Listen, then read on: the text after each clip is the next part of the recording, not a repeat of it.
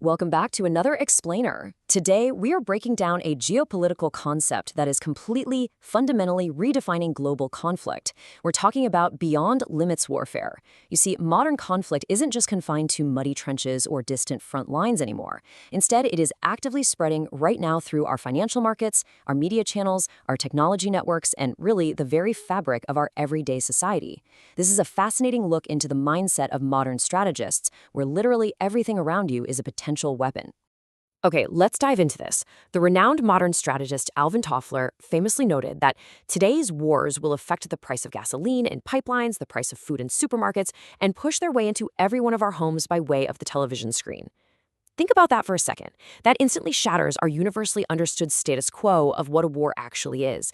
It sets this premium, almost cinematic reality for what we're about to explore together. War isn't just happening over there anymore. It's happening right in the infrastructure of your daily life. To map out this incredibly complex theory, we've organized it into 6 digestible steps for you. First, the new battlefield. Second, supranational power webs. Third, supra-domain war. Fourth, the supra-means pyramid. Fifth, supra-tier conflict. And finally, number 6, beyond limits thinking. All right, kicking things off with section 1, the new battlefield, redefining conflict. To really understand this paradigm shift, we have to look at how the basic mechanics of war have completely changed. When we juxtapose the old roles against our new reality, man, a stark contrast emerges. In the past, the formula was simple, right? Army versus army. The winner was the side with the most troops, the best geographic positioning, or just the heaviest artillery. But today, it is system versus system. Achieving victory in the modern era requires fighting on a battlefield that extends way beyond the traditional physical domains. You aren't just trying to defeat a military anymore. You are trying to outmaneuver an entire interconnected societal system. The whole core of this new theory relies on one big idea: the disappearance of boundaries. Historically, boundaries exist to help us differentiate objects, to tell us what's a weapon and what isn't, who is a combatant and who is a civilian, or when we are officially at peace versus when we're at war. But modern strategists, they are acting as military Machiavellis. They intentionally break these physical and conceptual lines to achieve their goals. Because if you suddenly refuse to acknowledge the boundary between, say, a financial tool and a military weapon, you immediately have a vastly expanded arsenal at your fingertips. Moving right along to section 2, supra-national power webs, which really marks the end of the lone state. The source texts define this first major concept as supra-national combinations. This basically means resolving conflicts not just by flexing your own nation's military muscle, but by combining state, international, transnational, and even non-state powers. It's a great reminder that the old-school era of a lone nation seeking outright territorial occupation, like we saw back in the mid-20th century, is fundamentally outdated. It's just way too costly and universally condemned today. So, how does it work now? Well, power is organized in a vast, invisible global web. Traditional nation-states don't act alone anymore. They are constantly interacting with regional and global organizations. Think the EU, the UN, or the IMF. And perhaps most unpredictably, they engage with non-state actors. This ranges from massive multinational corporations to completely decentralized networks of hackers or even terrorist organizations. Modern nations actually borrow power from this invisible network. It's these interconnected webs, rather than single governments, that really dictate global events now. And this brilliantly illustrates the concept in action. Military theorists frequently point to the United States strategy in the Gulf War as an absolute masterclass case study in supranational combination.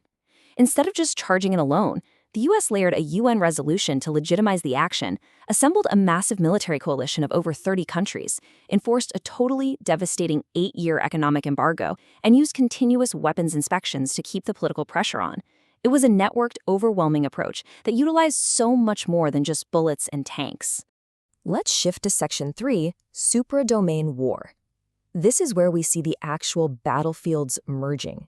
This brings us to our second big concept: supra-domain combinations. Basically, it is the deliberate combining of multiple previously isolated domains into one giant overarching battlefield.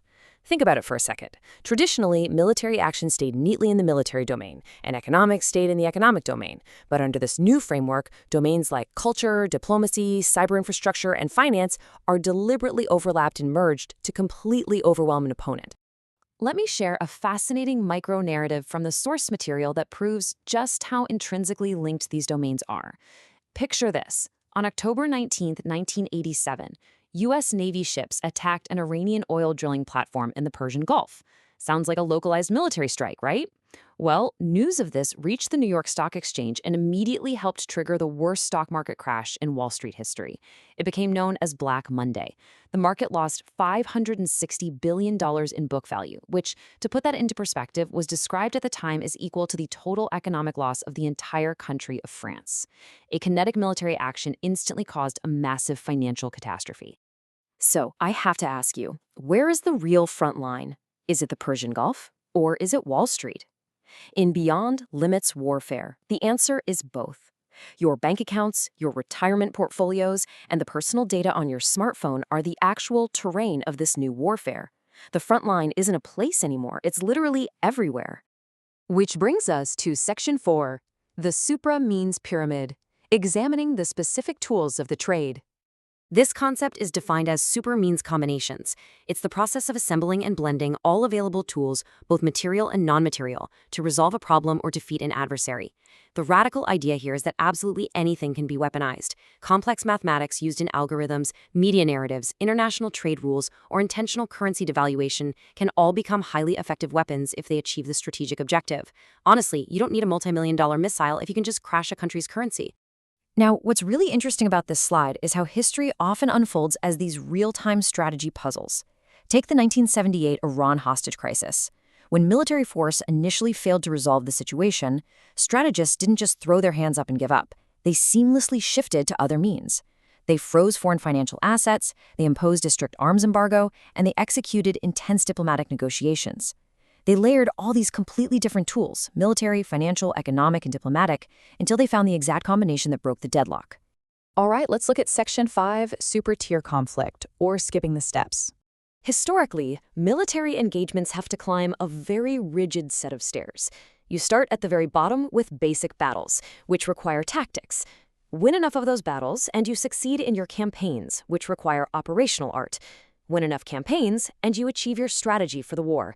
And finally, that dictates your grand war policy. It is a slow, grueling, gradual accumulation of victories or defeats over a long period of time. But Beyond Limits warfare intentionally completely disrupts this progression. It essentially asks, why climb the stairs if you can just take an elevator? Super-tier warfare skips the intermediate steps entirely, directly linking a very small, highly targeted tactical action to a massive, immediate strategic outcome. You don't need to win 100 battles to win the war anymore. You just need one perfectly placed tactical strike that immediately paralyzes the enemy's grand strategy. And that leads us to our final section, Section 6, Beyond Limits Thinking, where we meet the future warrior. So the crucial point is this formula: human plus network plus technology. The source text notes how drastically the sheer scale of the threat has changed. Because of that super-tier step skipping we just talked about, a single hacker armed with a modem can inflict damage and losses on a nation almost equal to a traditional war. Or consider a decentralized terrorist network. Using just 2 trucks full of explosives, they can execute a tactical strike that fundamentally threatens a global superpower's national strategy. The future warrior doesn't need a standing army, they just need leverage within the network. To quickly summarize the entire theoretical framework we just decoded, survival in the modern era means you have to master these combinations. You must understand the supranational actors pulling the strings, the superdomain battlefields overlapping right into our daily lives, the vast supermeans tools being unexpectedly weaponized, and the super-tier execution that makes sudden, catastrophic impacts possible. These are the invisible networks that dictate modern geopolitics. We'll conclude this explainer with a stark, genuinely chilling thought derived directly from these strategic texts. The boundary is the battlefield. The mind that crosses boundaries wins. If the very lines separating war and peace, civilian and soldier, economy and military are deliberately being erased before our eyes, where exactly does the battlefield end and your everyday life begin? It's something we all absolutely need to be thinking about. Thanks so much for learning with us today, and we'll see you in the next one.